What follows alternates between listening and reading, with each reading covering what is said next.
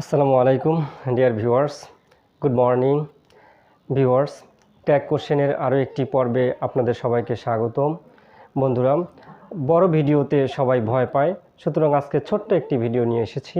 এই ভিডিওটি সম্পূর্ণ দেখবেন, অনেক অজানা তথ্য জানতে পারবেন।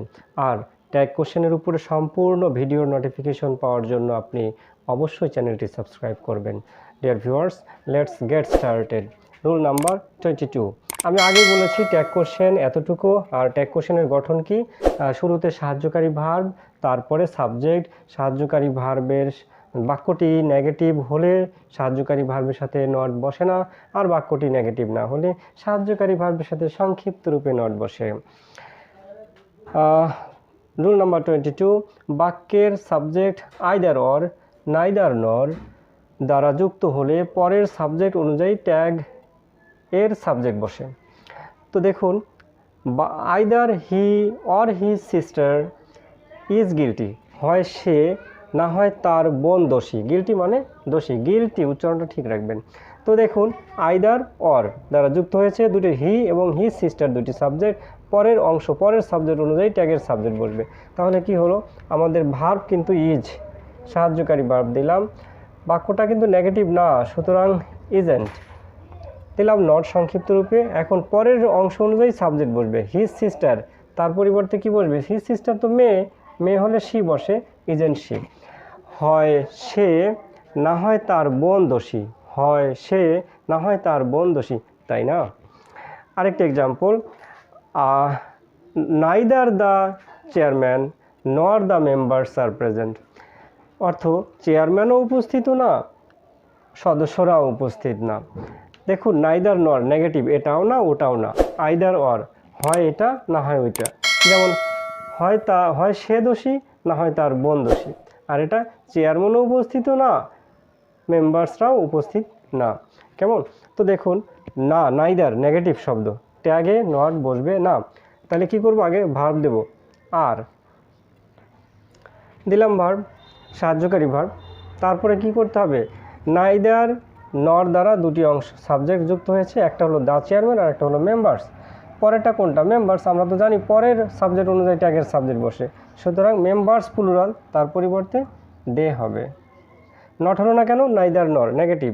অর্থাৎ অর্থ দেখুন কেমন করে নেগেটিভ, চেয়ারম্যানও উপস্থিত না, সদস্যরা উপস্থিত না, তাই নেগেটিভ। সুতরাং ট্যাগ কিন্তু নেগেটিভ হবে। এরপরে 23 নম্বর, বাক্যের সাবজেক্ট অনেক বড় হলে প্রধান অংশ অনুযায়ী ট্যাগ এর সাবজেক্ট বসে। বাক্যের সাবজেক্ট বড় কীভাবে? দেখুন, ইজ হলো verb.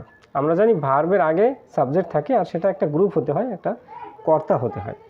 The colour of her eyes is blue, তার চোখের রং নীল।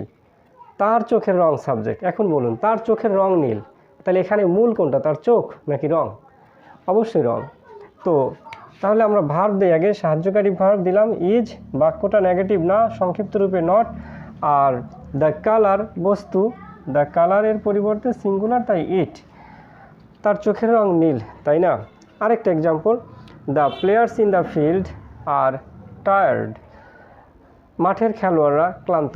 দেখুন, মাঠের খেলোয়াড়রা ভার্ব হলো আর এর আগে subject, the players in the field subject, আর হলো ভার্ব, ভার্বের আগে থাকে সাবজেক্ট।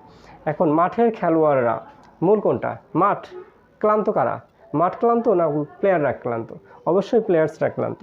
তাহলে প্লেয়ার অনুযায়ী সাবজেক্ট হবে, কিন্তু তার আগে আমাদেরকে কি করতে হবে? ভার্ব, সাহায্যকারী ভার্ব দিতে হবে। আর বাক্যটা কিন্তু নেগেটিভ না, সুতরাং আরেন্ট। আর প্লেয়ার্স প্লুরাল, একের বেশি হলে দে বসে, আরেন্ট দে, দে THEY দে। বন্ধুরা, 24 নম্বর নিয়ম, বাক্যের সাবজেক্ট ভার্ব প্লাস আইএনজি হলে ট্যাগ এর সাবজেক্ট হিসেবে ইট বসে। বাক্যের সাবজেক্ট ভার্ব প্লাস আইএনজি হলে, দেখুন, swimming is a good exercise, সাঁতার কাটা একটি ভালো ব্যায়াম। ভার্ব হলো ইজ, ভার্বের আগে থাকে সাবজেক্ট, দেখুন ভার্ব প্লাস আইএনজি সুইমিং, সুতরাং ইট হবে। আর আগে আমরা কি করবো? ট্যাগের গঠন অনুযায়ী আগে দেবো ইজ, সাহায্যকারী ভার্ব, বাক্যটা নেগেটিভ না, সুতরাং ইজেন্ট। আর swimming verb plus ING subject, তাই ইট।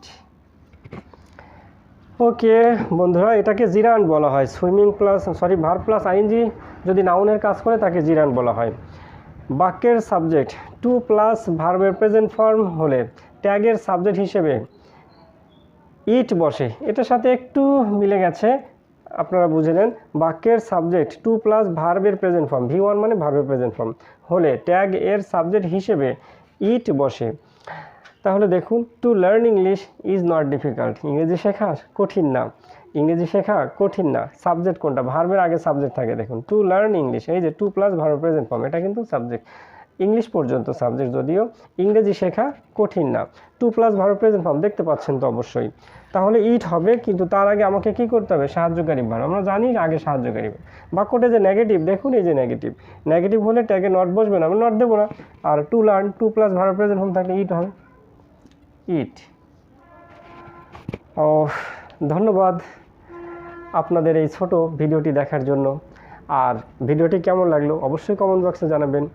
আর আপনি কি শিখতে চান সেটাও কমেন্ট বক্সে জানাবেন, যেন আমরা এই ভিডিও, আপনার পছন্দের ভিডিও তৈরি করতে পারি।